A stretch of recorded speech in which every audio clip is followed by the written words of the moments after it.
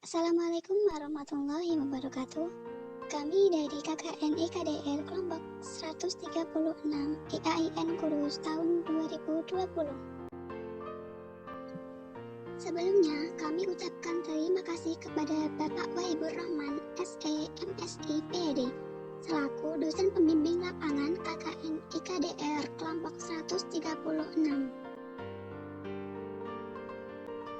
Pada kesempatan kali ini, kami akan membahas mengenai moderasi beragama di Indonesia.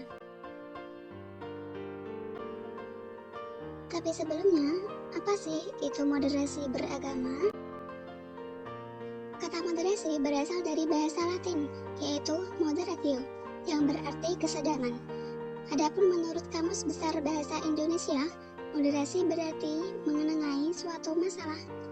Dari situ dapat disimpulkan bahwasanya moderasi beragama merupakan cara pandang dan sikap atau perilaku kita dalam beragama secara moderat. Dalam artian, mau mempertimbangkan pandangan pihak lain, senantiasa mengedepankan nilai-nilai jalan tengah, serta tidak berlebih-lebihan.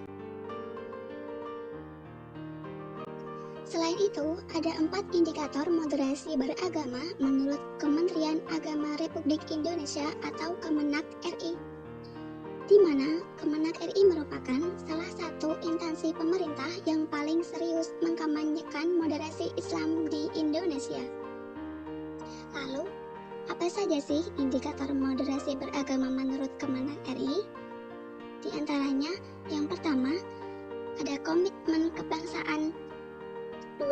Toleransi, 3. Anti kekerasan, dan yang keempat, akomodatif atau dapat menyesuaikan diri terhadap kebudayaan lokal. Selanjutnya, mengapa sih moderasi beragama diperlukan? Moderasi beragama diperlukan karena sikap ekstrem dalam beragama tidak sesuai dengan esensi ajaran agama itu sendiri. Perilaku ekstrem atas nama agama juga sering mengakibatkan lahirnya konflik, rasa benci, intoleransi, dan bahkan peperangan yang memusnahkan peradaban. Jadi, sikap-sikap seperti itulah yang perlu dimoderasi. Di Indonesia sendiri, terdapat beberapa agama yang diakui. Di antaranya ada Islam, Kristen Protestan, Hindu, Buddha, Katolik, dan Konghucu.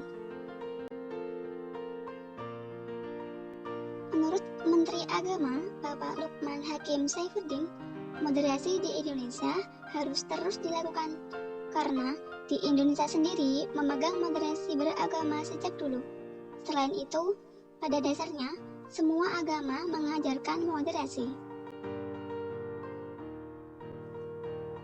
Karena moderasi lebih menekankan pada sikap, maka bentuknya pun bisa berbeda-beda antara tempat yang satu dengan tempat yang lainnya.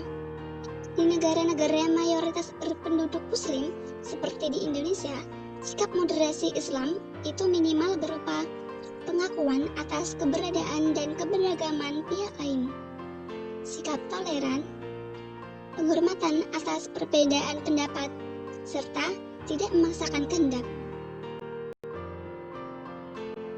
Yang mana hal tersebut didasarkan pada ayat-ayat Al-Quran yang terdapat pada surah Al-Hujurat ayat 13, surat An-Nahl ayat 125, serta surat Al-Baqarah ayat 185 dan 286. Indonesia sangat beruntung karena menjadi salah satu dari sedikit negara dengan masyarakat muslimnya begitu banyak dan paling aman. Sehingga hal tersebut tidak hanya harus disyukuri oleh umat muslim saja, tetapi juga umat beragama lainnya. Dengan demikian, kehidupan sosial dapat berjalan dengan baik sebagaimana mestinya.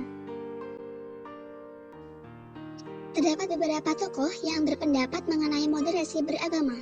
Di antaranya, menurut Profesor Azumardi, moderasi beragama di Indonesia saat ini sudah mapan dengan adanya Islam Wasatiyah. Artinya, dalam memahami agama tidak banyak masyarakat Indonesia yang ekstrem kanan ataupun yang ekstrem kiri. Adapun menurut Menteri Agama Lukman Hakim Saifuddin, moderasi di Indonesia menjadi kekhasan bangsa karena Indonesia dinilai sebagai negara yang religius. Cara kita mengimplementasikan moderasi beragama setelah menjadi landasan pemahaman kita dalam beragama dengan mewujudkannya dalam amalan perilaku keseharian. Sedangkan menurut Profesor Abdurrahman Masud, Kepala Balitbangdiklat Kementerian Agama, moderasi agama merupakan strategi yang tepat dalam menghadapi masuknya paham radikal lewat media sosial. Apalagi dalam kondisi pandemi COVID menuju new normal seperti ini, di mana beberapa kegiatan masih ada yang dirumahkan. Contohnya seperti bekerja, kegiatan belajar mengajar, tak terkecuali kegiatan keagamaan.